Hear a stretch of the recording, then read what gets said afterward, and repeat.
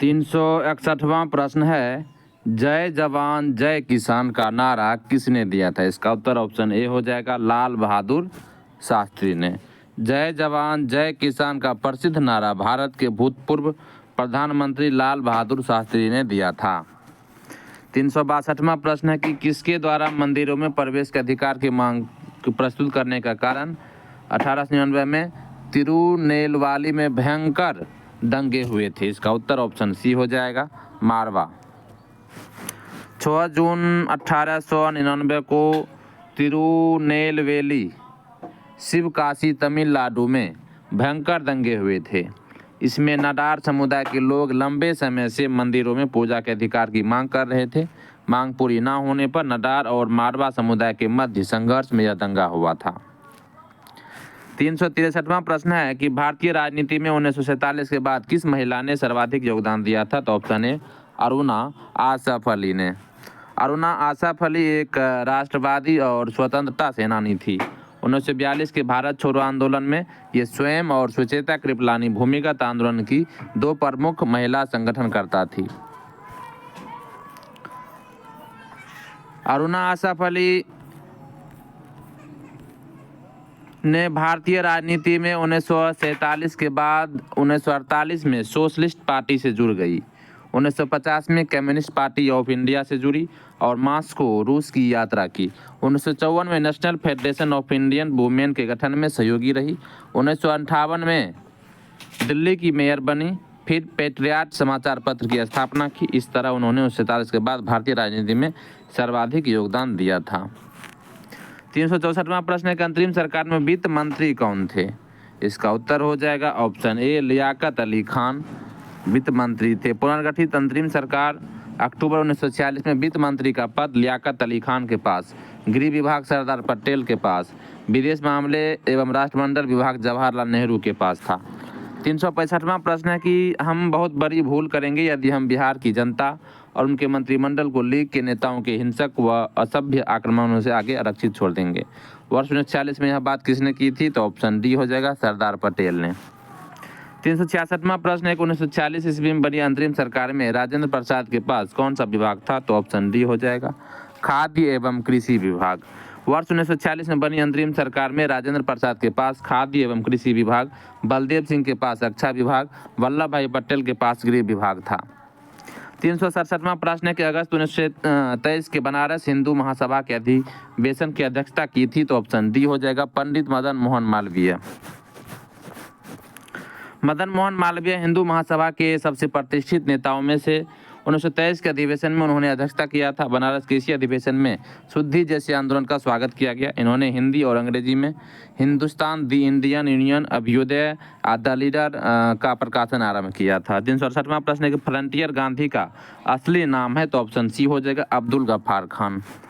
British Bharat के भूतपूर्व उत्तर पश्चिमी सीमा प्रांत के पेशावर जिले अब पाकिस्तान के एक गांव में जन्मे अब्दुल गफ्फार खान सीमांत गांधी, बादशाह खान, फ्रंटियर गांधी, फख्र अफगान आदि नामों से जाने जाते थे। इन्हें 1987 में भारत रत्न की उपाधि से सम्मानित किया गया था। 369वां प्रश्न है कि राजेंद्र प्रसाद कहाँ के रहने वाले थे? तो ऑप्शन बी हो जाएगा बिहार के रहने वाले थे। राजेंद्र प्रसाद बिहार के कांग्रेसी नेता थे, संविधान सभा के अध्यक्ष थे। संविधान लागू होने के बाद ये भारत के प्रथम राष्ट्रपति बने थे।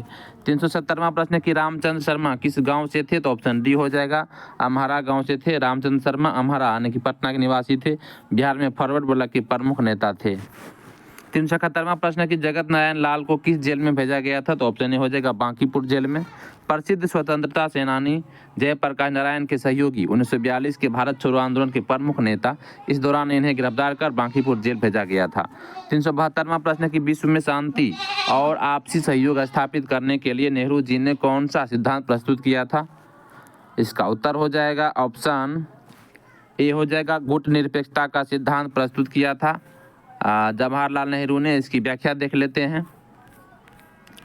कि नेहरू तथा भारत की नीति मुख्य रूप से यही रही है कि शांति, निःशस्त्रीकरण तथा जातीय समानता का पक्ष लिया जाए तथा अंतर्राष्ट्रीय सहयोग दिया जाए ताकि अंतर्राष्ट्रीय झगड़े शांतिपूर्वक सुलझाए जा सके। ध्यातव्य है कि 20 दिसंबर 1961 को भारत के प्रधानमंत्री पंडित जवाहरलाल नेहरू, मिस्र के राष्ट्रपति कर्नल नासिर तथा यूगोस्लाविया के राष्ट्रपति मार्शल टीटो के सहयोग से विश्व की तीसरी शक्ति के रूप में यूगोस्लाविया की राजधानी में गुटनिरपेक्ष आंदोलन का गठन किया गया। गुटनिरपेक्ष देशों का प्रथम शिखर सम्मेलन सितंबर 1961 में बेलग्रेड में आयोजित किया गया था।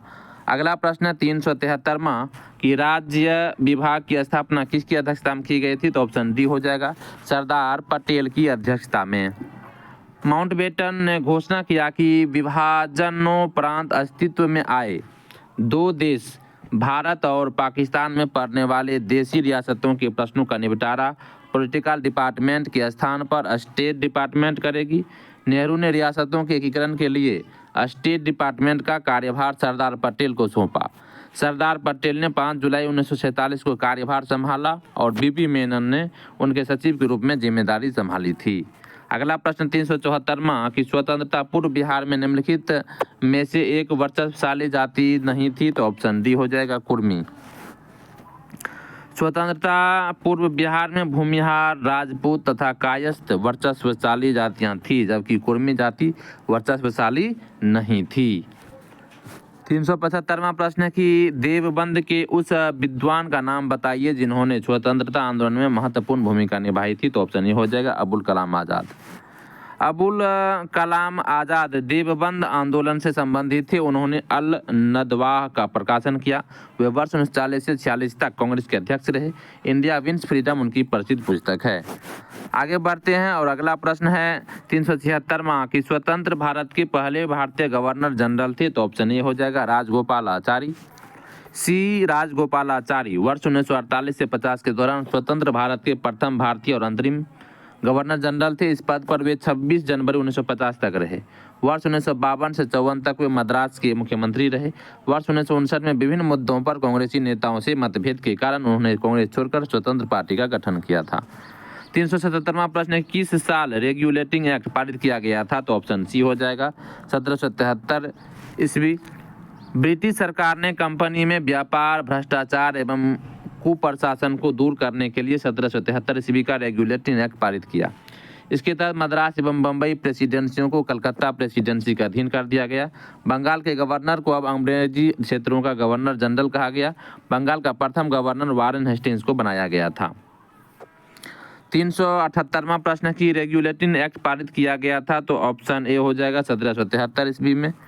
379वां प्रश्न है कि ब्रिटिश शासन काल में संविधान के विकास में कौन सा कानून ऐतिहासिक नहीं था? इसका उत्तर हो जाएगा option D, protection of civil rights act 1955।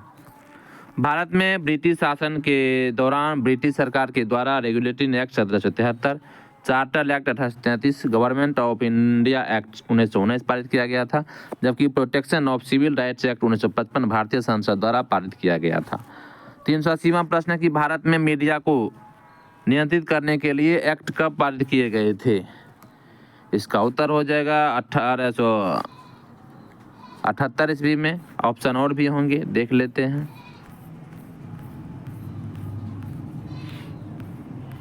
इसका उत्तर वही हो जाएगा जो चुने थे, ऑप्शन ए।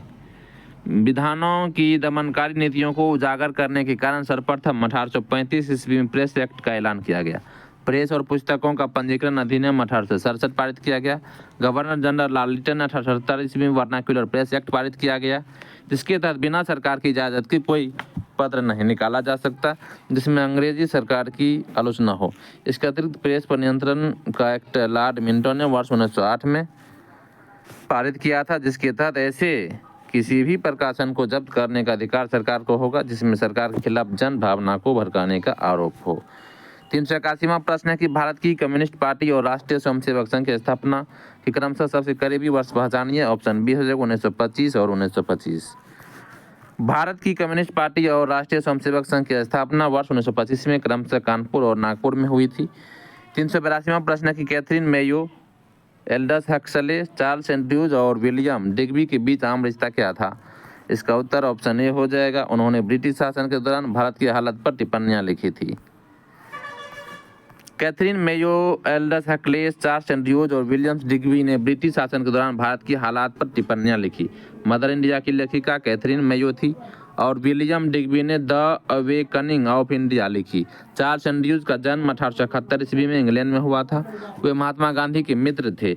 वह वर्ष 1904 में भारत पहुंची और सेंट स्टीफन कॉलेज में अध्यापन कार्य किया। उन्होंने भारतीय राष्ट्रवाद को अपनी किताबें एवं पत्रकारिता के जरिए प्रोत्साहन दिया। एल्डस हक्सले ने 20वीं सदी के पूर्वार्ध में भारत की यात्रा और अपने यात्रा वृत्तांत में तत्कालीन भारत की परिस्थितियों को लिखा था।